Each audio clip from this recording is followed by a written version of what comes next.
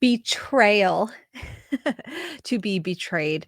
How many of you listening, myself included, I think, all have stories from like high school years or adulthood where we feel like somebody really betrayed us, betrayed our trust.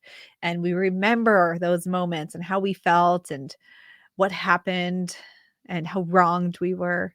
But how often are you thinking about the times that you betrayed your own self? Hmm. The times that you really failed yourself to stand in a moment, or you did not hold yourself to something and engaged in some form of self betrayal. Well, that's what we're talking about today. If the word witch makes you feel full of power and excitement, if you love personal development but loathe boring love and light conversation, if a sexy combo of witchery and inner work piques your interest, you're in the right place. Welcome home, Magic Maker, and welcome to Expedition to Soul, the podcast brought to you by the Sisters Enchanted. Welcome into this week's episode of the Expedition to Soul podcast. I'm Sarah, founder of the Sisters Enchanted. If you're new here, welcome. We're adding new people to our online family all the time. We've been doing this since 2016. Worked with thousands and thousands and thousands of women online in this magical, growthy, witchy space that we are in. And I'm excited to talk to you today about betrayal. Now, I am a person who knows what it feels like to betray one's self. I've done it a time or two, several times, where I have made a decision, actively made a decision, and knew in that moment, this is not what I need to be doing. And yet here I am doing this thing. Why? What is up? What is up with me?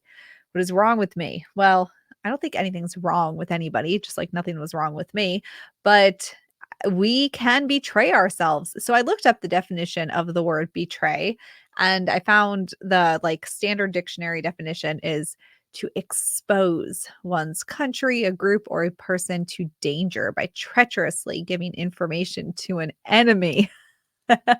Now, I read that definition, and I was like, I don't know if that tracks, because one of the most, I think, the highlight of me betraying myself was a time when I stayed in a relationship way longer than I should have. And it wasn't a bad one. It was just one that wasn't going anywhere. Like, it wasn't right for me. The energy, it wasn't right for the other person. It wasn't right for me.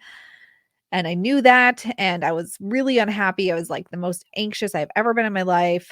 Had to start taking antidepressants, and it was a whole thing, but I continuously betrayed myself. So, and that experience, I think, what information was I giving to an enemy? I wasn't.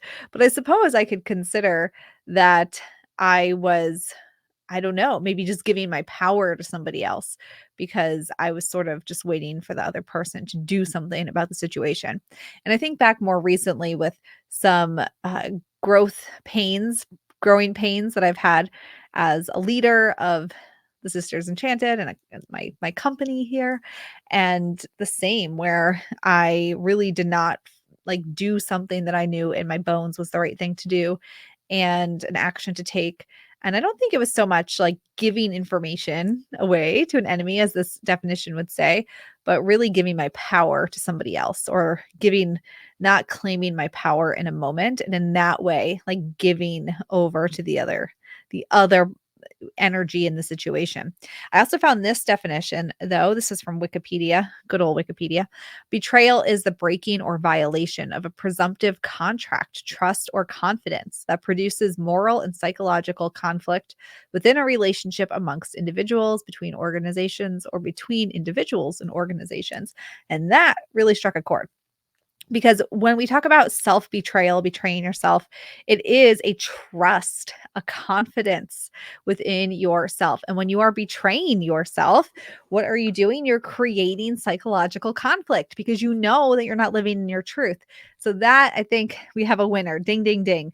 I love this. Truth, the moral, psychological conflict. And I think that does happen for us and is a pretty clear indicator when you are betraying yourself. When you're going back and forth on something, you're lacking self-trust, you know that you need to do something, but you're not doing it for some reason. And then we have that inner conflict. pretty clear indicator that we are betraying ourselves. So why do we do this? Oh gosh, I don't know. Fear of failure, fear of letting other people down, fear of disappointing people, fear of disappointing yourself, fear of getting it wrong, just fear of the unknown, an inner dialogue that tells you you can't do something or shouldn't do something, or you're not the right person or good enough to do something. All of that, I think all of that contributes to why we betray ourselves. Now, as people who are interested in witchery and metaphysics, when I see us turning to things like meditation or maybe like a future self visualization, or we grab a piece of citrine for abundance, or lepidolite. I love lepidolite for anxiousness and like being present and less anxious. We grab these tools and we latch on to these elements to help us through a situation. And I think that is a helpful thing. Like those are helpful tools, but when we are betraying ourselves and we are aware of it, can the tool really help us? Probably not, because you're disconnecting yourself from your power, and your power is what makes the tool powerful to begin with. Otherwise, a crystal is a rock, a tarot card is a piece of paper, and it's your power that is imbuing the tool with the power. So, whenever we are reaching for a tool to solve a problem or to help us, it's important to acknowledge how we got where we are to begin with, and then visualize the path forward, or at least open ourselves to receiving the path forward in that moment as we grab the tool. Self betrayal, I think, really comes in when we are self-sabotaging, when you want to try something new and outside the box, and then you find like all these reasons why you can't do it to really validate your experience. Whenever you're over validating your experience, it's hard because it's impossible because I can't, because I would really consider how are you low key betraying yourself in a moment. I don't think it's something we walk around and think about like, hey, I'm going to betray myself today. Actually, I know we don't think about that because I never thought that, and I'm pretty sure you don't either. So you have to look for it. Like, where am I betraying myself? Now, I've got some ideas, three steps. Let's call them steps. There's probably more, but these are three things that I would point to if you felt like you wanted to stop betraying yourself. Where would you start? We also betray ourselves because we dim ourselves when somebody else's light is shining really bright and we feel like it's outshining ours. And so instead of finding the way to grow with the light, we just betray ourselves and like shrink back down in the darkness, right? So, okay, these three ideas for stopping betraying yourself, and having an awareness of it to begin with. The first thing, this should surprise nobody if you've been around for any period of time, get clear on how you want to feel. I bet, like, you could, if I had said, pause this, place a bet in what I'm going to say, get clear on how you want to feel. Stop to stop betraying yourself. You have to know how you want to feel. So, in my experiences, if I had consciously said, I want to feel like a leader, I want to feel like I have power and agency over my own life. I want to feel like I am supported and loved, or I want to feel trusting of another person. Um, any action I took outside of aligning to that feeling is self-betrayal. So if I want to feel like a goddess, any action I take outside, consciously take, like that I actively choose to do something that makes me not feel like that, that is betraying myself. If you want to feel like I don't know, a badass this summer and just do all sorts of badassery things. But then you don't do anything that makes you feel that way, and you just sit home and watch TV and like nap for 6 hours a day. Then you are betraying yourself because you said you wanted to feel a certain way and you're not doing it. So get clear on how you want to feel. That is the first thing. Get super clear on how you want to feel in order to stop betraying yourself. The next step here, the next thing, my tip is to get clear on what you are willing to do to feel that way. What you're willing to do. Get clear on that. So here's the deal, friends. We all say that we want to do things, we set goals, intentions, like this dream to do something. But are you willing to do what it takes to feel that way, to have that thing? That's a hard question. Are you willing to do it? I see this all the time with people who want to make a change in their life in some way. But they aren't actually willing to do the thing that's required. Now, that doesn't mean anything about you. That's a real short the pipeline from are you willing to do it to this makes me a bad person is very short. So if it's like, are you willing to uh you know, change a habit, do something different? Are you willing to do X, Y, and Z? So many people might would raise their hands to the hard stuff and say, "No, I'm not willing to do that," and then let that mean something about them, like they're not good enough and whatever. But I think it's just an awareness. It doesn't mean anything about you. It's just an awareness. So if you said, "I want to have a clutter-free home," but you're unwilling to cut your closet in half, like your clothing in half, you're unwilling to cut your I'm looking at all the books in my house, the book, collection in half. If you're unwilling to do that, well, are you really gonna feel uncluttered, and are you just gonna be betraying yourself and feeling frustrated forever and for always? And if that's the case, start back at the beginning. Well, that is not your thing for now then. What is it for now? So in my case, this relationship that I hung on to for too long, all these years ago, was I willing to leave that relationship? And no, I wasn't. But I wasn't clear on that. Like I wasn't clear on how I wanted to feel and how that was impacting me. So I just continued to betray myself over and over and over again and be mad and frustrated and like making things way worse for myself. Now, if I said I want to feel uncluttered and I am not willing to get rid of half of my clothes and half of my books. I'm absolutely not willing to do that. So I might want to go back to that. How do I want to feel? And maybe it's something more specific so that I'm not betraying myself. What happens is when you betray yourself, you just start to reinforce this inner dialogue that says, like, I'm not good enough. I didn't do it. Look, I failed again. I can't do it. I never stick to anything. The to do list never gets done because you're really avoiding it. And really, you're just betraying yourself because you were not clear on what you were willing to do and not do to begin with and how that related to how you want to feel. So then you're giving your power over to the end result that you were never going to get to begin with. And so we want to bring that power back to you and use words consciously that make you like set you up for success. All right, so the first thing is getting clear on how you want to feel. The second thing is getting clear on what you're willing to do to feel that way. Hmm. That is one to think about. What are you willing to do to feel that way? The third is to anchor yourself to that feeling, to the things you're willing to do with your tools. So this is why I think that really, or where the power lies in things like crystals or creating a magical talisman, dressing a candle that you light every day at dinner or after work or in the morning or something. The power in the tools lies in your connection to them and that connection to the thing that you're trying to create, the thing that you're making space for in your life. And in that way, they tether you to the vision. So if you're hearing this and you're hearing this idea of betraying yourself, you're betraying yourself every time you say you want to feel a certain way and then you never do anything to make yourself feel that way. You want to get clear. How do I want to feel? What am I willing to do to feel that way? And if you're not willing to do anything to feel that way, pick a different way to feel because your energy that you're putting out in the world to this thing that you're never actually going to take action on. And it doesn't mean anything about you. It's just an awareness. That's energy wasted. And if you're like flexing your spiritual practice and witchery and manifestation and meditation, but you are not actually trusting in yourself and you're giving your power back to external circumstances, you're just going to keep not serving yourself in a powerful way.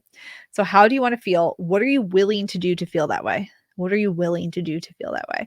And what's interesting, I think, is that there might be something that you really want to do, maybe you want to feel healthy. It's a common one. You want to feel abundant. But what are you willing to do? Are you willing to turn your schedule upside down and make time to go for a group walk with a group of like join a women's walking group. Like right there's like four things. Like you don't want to change your schedule, you don't actually want to walk, and you definitely don't want to walk with strangers. So, but you know that. So is there something else, right? Or do you say that, okay, well maybe I am willing to do that. And so I'm going to go ahead and grab myself a sunstone or like an orange calcite to give me some of that like sun solar feeling energy, the lower chakras kind of energy to make me feel confident as I go talk to new people. And then we use the tool to anchor ourselves to the feeling and what we're willing to do to feel that way. So self betrayal is really just this disconnection between what you say you're going to do, and then we're not giving our power to an enemy, I hope ever, nor do we need to create enemies of people or situations in our lives, but you're giving your power over to, you know, you're just taking it away from yourself. We actually do an activity in we have a small group program, and we do an activity in there where we ask people to really take like who you are and build this document around it to get to know yourself. And one of the questions we do ask is, what are your enemies in your life? And it's not meant to be people or like, I don't know, it's just organizations necessarily, but like kind of circumstances, things that happen. Like here at the Sisters Enchanted, one of our enemies is tunnel vision. So getting really focused on the thing in front of you and not zooming out. In my personal life, an enemy would be uh, anything that's not time aware, that's not time intentional. So if somebody just wants to like come drop by my house without saying they're coming, like that would be a time enemy for me because I do keep my life like pretty meaningful. Everything's intentional. Everything goes in a place for a reason, so that I'm able to do everything I want to do in my life. And I think back on like I used to have this client in my last business, and she would just show up at my house. She'd call all hours of the day, like make demands, leave notes in my mailbox. It was awful. But so that was like a time enemy. And so that kind of energy was not something I wanted in my life.